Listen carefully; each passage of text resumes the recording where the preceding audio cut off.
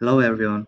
I'm going to present a study of upstream-induced merge conflicts and its fixes in Divergent forks.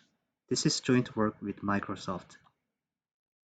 A Divergent fork is created by a fork, and it is widely used for customization or independent development by saving a lot of effort without starting a project from scratch. For example, Android OS is customized by different device vendors. In divergent forks, we call upstream for an original project and downstream for a project created by a fork. One of the most popular examples is a Chromium-based web browser.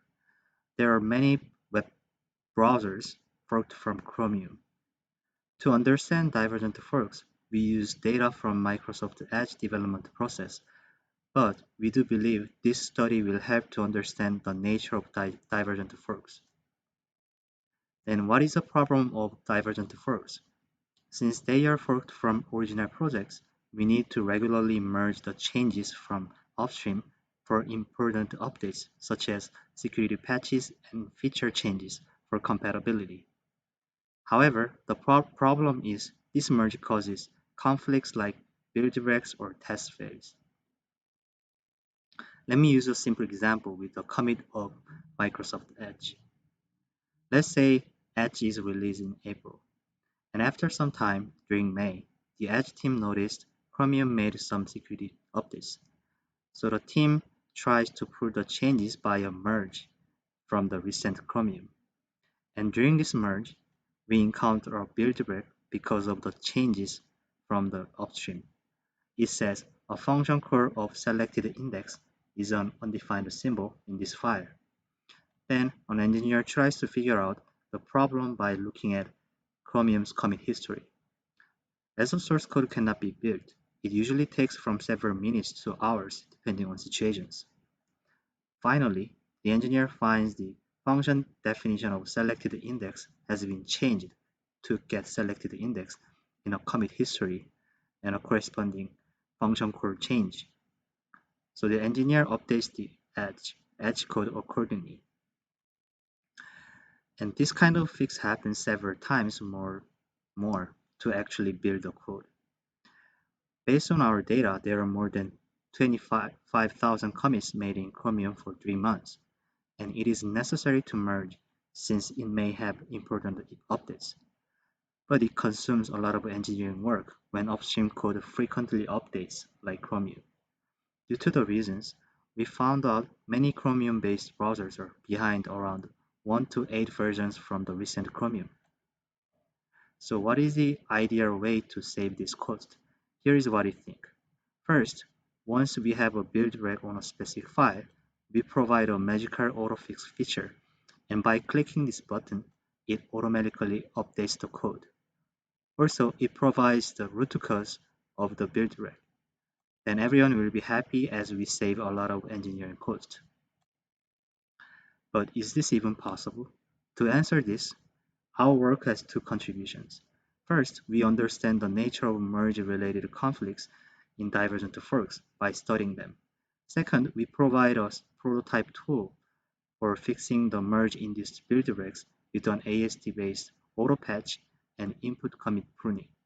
Finally, we check if the tool is feasible for future research.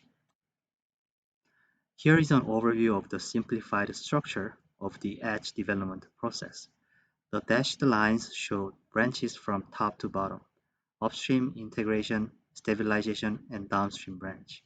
And each dot shows a commit made by each branch. This red dashed box shows what happens at every merge.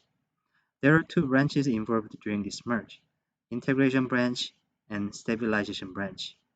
All merge-induced conflicts are resolved in the branches.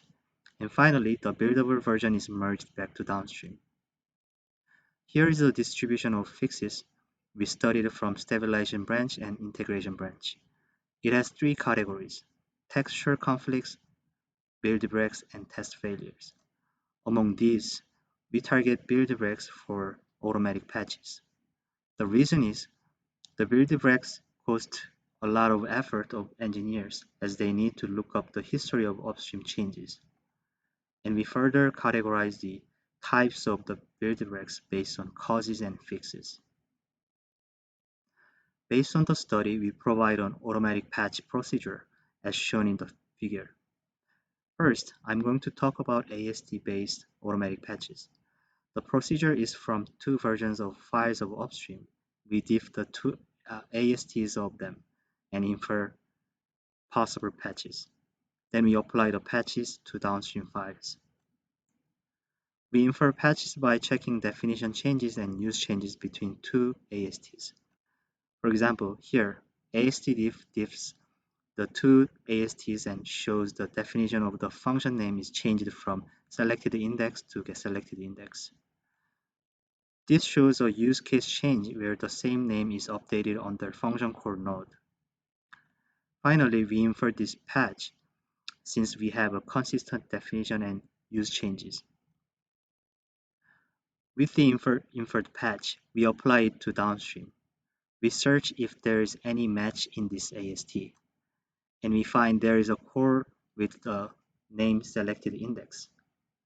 So we apply this change on this node. This AST-based approach seems reasonable, but we have a scalability issue when we just use this approach. As the size of source code is really large, creating ASTs and diffing ASTs for all files are too expensive, and there are too many commits to consider. So we need to prune the input commits for the AST-based approach. Here is the diagram to describe input commit pruning. Let's say we want to fix a build break here. Since we are not able to build the source code here, we find the latest compiled version from this point. This latest working version does not have change information after we merged. So it has the original connection of the symbol name, which was not reserved in the build break. Then we use a symbol table of this working version to track the definition of broken symbol and file name that has this definition. Next, with the file name we find, we search which commit actually modified this file through this upstream range. This upstream range is between the last commit we merged and the commit we want to merge. In this range, we get specific commits that are responsible for this build break. Therefore, we effectively reduce the upstream files to consider for the AST-based patch. With this framework, we check the feasibility. On average, our framework could fix almost 40% of the considered commits, and each fix took around 70 seconds, which is much faster than a human-driven fix. Also, input commit pruning could reduce the number of commits to consider by 3 magnitudes. Here is the conclusion. Our study shows the first industrial case study with Microsoft Edge data to understand the nature of merge-induced conflicts in divergent forks. Based on our study, we categorized the conflicts and provided an automatic patch method to build breaks. Our research shows encouraging feasibility by providing an insight into divergent fork development. Thank you for watching this talk. Please find our paper for more details.